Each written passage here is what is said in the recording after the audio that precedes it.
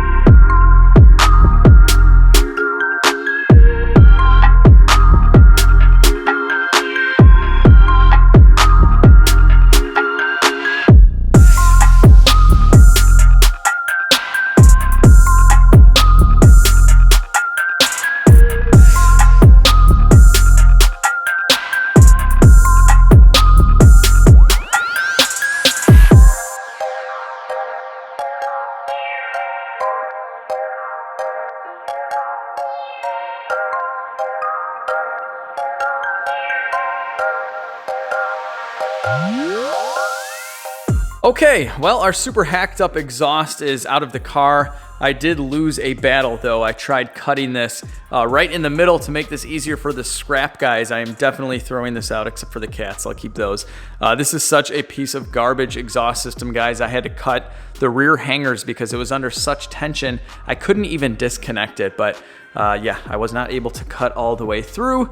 So I had to take out this center plate and my blade took a beating, but that's okay. I'll finish the job after getting a new blade. And what's very exciting here is how much room we have. So there was some debate I read about whether or not to take the steering rack down. And I think guys are confused and thinking that you have to remove it completely from the car. Guys, this is a no-brainer. This is kind of a trick I learned on these C63s. If you take this steering rack down, it opens up a whole world of room. Look at the engine mounts now. They basically just fall right out. So lower the rack. You don't have to disconnect any of the lines, so you're not gonna lose any fluid. You're just lowering it down and definitely disconnecting the steering shaft right here. And something else that I found to be very helpful was to remove the heat shield on the top of the engine mount. Now we're gonna be replacing the stocker anyway, but that freed up a ton of room. So look at that. We can actually see some of the super rusted studs and nuts. That should be really, really fun. All of those nuts are 11 millimeters and you wanna arm yourself with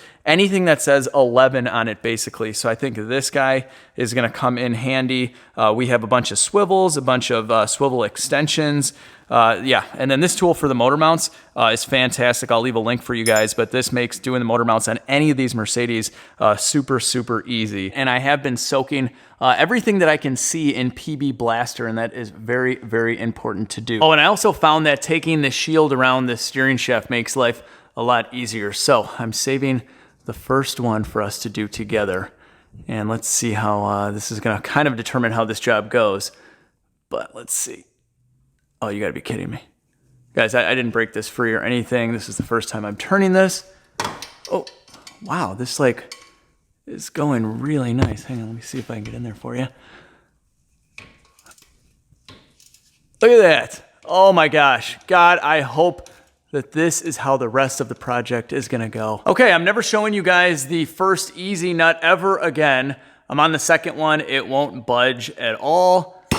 So it's time to torch it. Okay, so obviously make sure there's nothing flammable nearby. You don't have to get it glowing red necessarily. And it's turning. Oh, this makes it so much easier. I mean, obviously we're not gonna be able to use fire everywhere. Everything is just in such tight spaces with harnesses and stuff, but whatever, I'll take whatever I can get. Well guys, everything was going good on the bottom four on the driver's side until one of the studs snapped off clean in the head. Now you can see here that it looks a little rusted there, so I don't know if this was already compromised before. I mean, I put my socket on there and with very, very little effort, it just immediately snapped right off, and I heated it up and everything. So sometimes this kind of stuff just happens. We'll have to continue on and hope that this is sticking out of the head a little bit so we have some of the stud to grip onto, but honestly, this is going to be a complete nightmare. Obviously, we're going to be going into another day as well. All right, well, I'm on the last nut, or I should just say stud, because every single one of them is coming out with the stud. But I can confirm, guys, that you can get to every single one of these nuts from the bottom of the car. You don't even need to pop the hood to get to these. And the manifold drops down from the bottom as well. But let's get this guy out of here. There goes the gasket. That's it. This is the hardest one to do. They say the passenger side is much easier, so I have about an hour and a half into getting this driver's side out from the bottom, so not too bad. As far as the broken stud in the head, it is deep in there, guys. We don't have any meat at all to grab onto. Yeah, the stud is inside of here.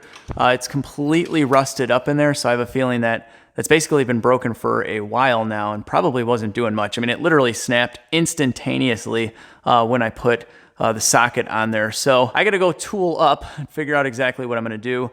But in the meantime, I'm gonna go ahead and take out the right-hand side exhaust manifold. And yes, I am very bummed out about this, guys. Everything else went perfect on this side, but What can you do, guys? What can you do? You got to move on, you got to fix it, and get the job done. Well, it happened again, guys. Another one broke off. The first one on the right-hand side. I heated it up, did everything I could do, and no chance, no chance. Again, it's kind of rusted on the inside. Usually, this should be pretty clean in here, but this thing was probably fractured at some point. It could have been when it was going back in. These heads were off and the manifolds were off at the dealership when they did the head bolts and stuff. So not sure what's going on. Not good. Let's hope I can get the other 7 out on this side without breaking them. Well, this is not getting any better, guys. Check this out. Our manifold is loose. Normally that'd be okay if we had all the bolts out of it, but you can see right there, I haven't even touched that one yet. And I just discovered that one's totally missing on that primary on the top. It's just gone. So I'm hoping that that one's not broken off already in the head, but what are the chances of that? I think whoever was messing around with this before broke that one off in the head. And now I am in a whole world of trouble. Moment of truth. The bottom bolt of the primary, the one right here, I got out mostly with my fingers and there was nothing in the top part. Oh, God, I hope there's not a broken stud in there, but I don't even know how this was sealing. I wasn't getting an exhaust leak, but basically this first primary didn't really have much holding it to the cylinder head. So let's get this guy out of here. It's kind of hard to work on a car with one hand holding a camera. Oh, come on. Whoa. All right, there we go. Please don't be broken off. All right, hang on, guys. I got to get a pick in there. Check it out. I was able to thread a stud in there, so it wasn't broken off, but the threads are a little messed up, probably from getting dirt and stuff in there for God knows how long. But I can clean up threads, no problem, so we don't have to drill into this top bore right here. What we have going on here is we have a broken stud right here and then one on the other side. And I am beat, guys. So it's time for me to head to my day job. I gotta get cleaned up, pull some cars back in the garage, and clear my brain here, guys. I gotta come up with a good game plan. This is pretty depressing because I've only been at this for about 3 hours. We could have had this whole job done today if those studs didn't break. But now this gives me an opportunity to show you guys how we're gonna fix cylinder heads in one of the tightest engine compartments out there. So anyway, I'm gonna go to work, but for you guys, it's just gonna be the next scene. Well, it's the next morning and I barely got any sleep last night. I just could not stop thinking about how I was gonna get these studs out of the heads. We're gonna be drilling a hole right through the stud. As you can see, I practiced on this one. But before you drill any hole into metal, you wanna use a center punch. That way your drill bit doesn't wobble around and destroy the threads around it. In this case, the threads of this aluminum cylinder head, which would be bad. Unfortunately, I have like no room at all, so I had to make my own little baby center punch out of a steel rivet, and I just kind of ground down this side right here. And then I found this little guy at Harbor Freight that worked pretty well on the right-hand side, but on the left-hand side, there is seriously just like no room at all. I was barely able to make an indentation. So what I used is this guy right here. My buddy let me use this awesome 90-degree drill, and it goes in reverse as well. And I used a tiny little drill bit just to start a little hole in the center of the stud on the left-hand side. What we're gonna be using first off is a left-hand drill bit. So these can actually extract screws. So since I have to drill a hole in this anyway, I want to use the left-hand drill bit just in case there is a chance that it just spins it out and we're good to go. If it doesn't, I have this guy. This is a stud bolt slash screw extractor, and you just kind of tap this into the hole and you turn it, and this bites into the stud and hopefully turns it out. This is my only option at this point. So guys, if you believe in something, say a little prayer. If you don't believe in anything, maybe do a little dance. I don't know, but do something. Wish me luck.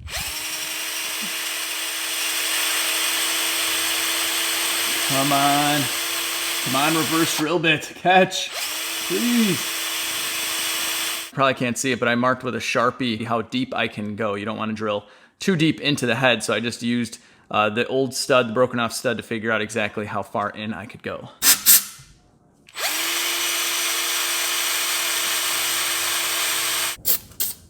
Okay, so that has not worked. We're moving on to phase 2 here of the screw extractor. And so you don't want to go too crazy with this because you don't want to break it off in the head. These extractors are very hardened. It's spinning, but I think it's just lost its grip, basically. I think it might be working, guys. I don't know. No. It slipped right out. All right, guys, I've been at this for about 20 minutes. Nothing is working at all. There is our broken stud in there. You can kind of see how I've drilled a hole in it. So at this point, the extractor, it feels like it'll break off in there if I try to force it anymore. So I'm not going to do that. I'm just going to step it up with the drill bit size, and we're just going to keep on weakening that stud in hopes that the walls will kind of collapse and I can get it out of there. But worst case scenario, I can oversize drill this and put a helicoil in there, and that should work as well. So we do have lots of options, but none of them are more fun than just simply bolting the headers on, that's for sure. Oh, hey guys, what's going on? Nothing, I'm just a stud fully torqued into our cylinder head. Check it out, guys. I've been at this for about an hour, and that thing is fully torqued in there now. I have new studs. Don't worry, I'm replacing all of these. But I didn't even need to retap the hole. I was able to drill out slowly the old stud, and then eventually, as the walls got really thin, it just pulled all out. I mean, it's basically in a million pieces on my floor here. But what I did was I went really gradually. I had to cut down all of my drill bits so they would fit in there. And that's it. Every once in a while, I would blow out the shavings, spray some PB Blaster in there, and we are good to go. And that hole is perfect. The threads look really, really nice still, and this grips and bites in there perfectly. So now I know exactly what I have to do on the other side, although the other side's a little different because I have like no room. It's in there even more. So that might take me a little while, but I know that the extractor pretty much does not work in this situation. It felt like it was going to break every time, so I just have to be patient with the drill, and I think we should be good to go. So I'm going to just do all that. Then I got to go run to the dealer, pick up the new studs, and then go to work. And I honestly think I'm going to take a nap right now because I am dead tired. All right, guys, never mind. It's not the next day. I didn't take a nap. I couldn't help myself. I started working on the left-hand side. I really just wanted to get this done. And I'm glad I did. It worked out really nicely, even nicer than the other side. So basically, I just used the left-handed drill bits again, and on the second to last size, it just pulled out the entire stud. So now the threads on that side are absolutely perfect. I already threaded a stud in there, and they went in just great. So if this happens to you guys, don't freak out. I mean, you probably will anyway, but get yourself a left-handed drill bit set. I'm gonna go to work, pick up the studs, whatever, and then tomorrow we're just gonna go ahead and just put the headers on and fire this thing up. Sorry about this little detour here, but we'll be starting it up and seeing how quiet she is any minute now. Well, before I put in the right side header, I have a while you're in there type of repair. I'm gonna replace the alternator voltage regulator. There's nothing wrong with this, but it does wear out. As you can see here, these are brushes and they can wear down. So with 70,000 miles almost on this car, might as well do it. So FCP hooked me up, and this should take just a couple minutes with nothing in the way, except someone tried to do this before. Someone did something here, and this screw is totally stripped out. That seems to be the common theme with this job today. So luckily, we know exactly what we're gonna do. Left-hand drill bit should take that screw right out so we can replace this regulator. Well, I'm glad I'm doing this while I'm in there because as you can see here, the brushes on the old one are quite a bit lower than our brand new one, and these can cause issues that are very similar to a bad alternator. So if you're getting a red battery light like I am intermittently, definitely inspect this first before you go and replace a really expensive alternator. And this one looks to be aftermarket. It looks totally different than the factory Bosch unit. So this has been replaced before, and that would totally explain our stripped out screws. So I'm really glad that I'm taking care of this now when we have all of that room. And I consider these to be kind of like a maintenance item around 70 to 100,000 miles. You should definitely be inspecting these so you don't get left stranded. All right, guys, regulator's all done, and I swear this is the last hacked up thing I'm gonna show you guys. But check this out. When I bought the car, this power steering line was just flopping around. There was nowhere for it to bolt up to, and I realized that the bottom of the alternator was missing this right here, this bracket that I just bought from Mercedes. So this bracket sits right here, but I couldn't get the bolts out without jacking up the engine. So something else we're fixing during this header install is installing this bracket, and then I just got to find a couple of nuts. I can't do this with one hand, but you get the idea. So that way the line bolts up and it doesn't bang around on the sway bar. Okay, that's it. Header time. Come on, baby. This side wasn't the easiest to get in. I'll show you guys here in a minute.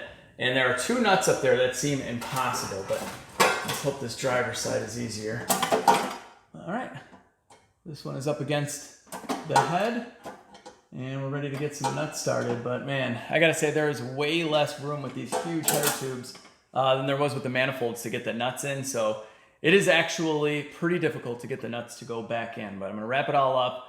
We're gonna fire it up and then I'll show you all that stuff afterwards.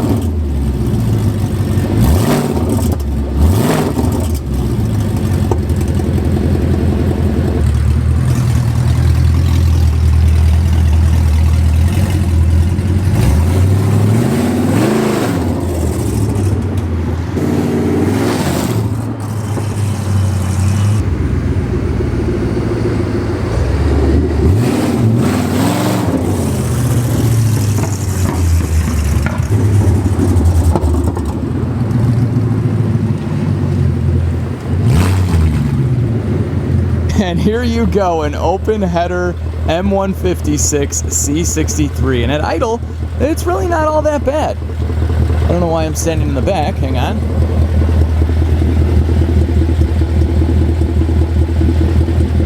I honestly don't even think that we would be able to hear the Trans Am if I started it right now. This thing is so loud.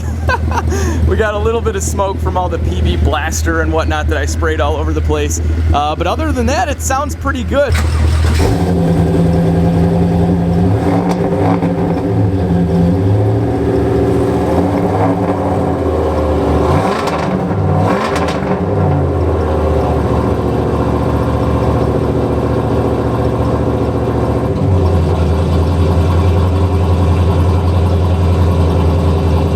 The TA with the cutout open may be a little bit louder than the C63 with open headers. Let me know in the comment section. There's that. Versus. Oh yeah, you can't even hear the C63. It's all TA. Alright, maybe this is actually a thing. Maybe people should run open headers on their cars for real. Alright, I'm going to give you a couple quick tips and tricks to make your install go a lot easier, and stay tuned for the next video on this car. We're going to be at Fluid Motor Union, one of the best shops in the entire country. They do awesome custom exhaust work, so we're going to be installing the factory C63 mufflers. These things actually sound really nice, but everything in between the headers and those mufflers are going to be custom. I might put catalytic converters on this as well, but if you want to get some driving clips of this thing with open headers, stay tuned for that video. I have to drive it 45 minutes away with open headers.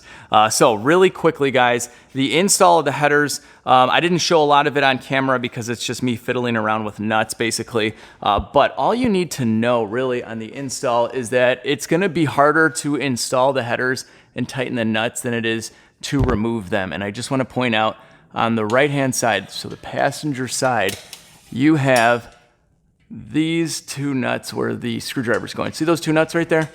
Those are really, really hard to get on. So what I did is I took out the coil pack up above under the hood that hovers above those, and then you can get a little bit of room with your fingers to get the nuts on through the top. But then you do have to use a ratcheting straight 11 on the bottom and a lot of time. I think it took me about an hour to tighten both of those nuts. It was crazy. The driver's side though, that turns into the easier side. So you can pretty much get to all of these. I did them all from the bottom. And then I did tighten the front 3 or 4 nuts from the top on this side and a little bit from the bottom. You kind of go up and down a little bit with it, but it's not horrible. But the install of these headers, they will look really difficult with those nuts up there. Borderline impossible, but you can do it. It just takes a lot of time and some patience as well. Now overall, the fitment of the headers are fantastic. These, I think they got damaged slightly in shipping, no big deal at all. There's a little flat spot, but they don't rub on anything. I didn't have to manipulate any of the heat shielding around the headers.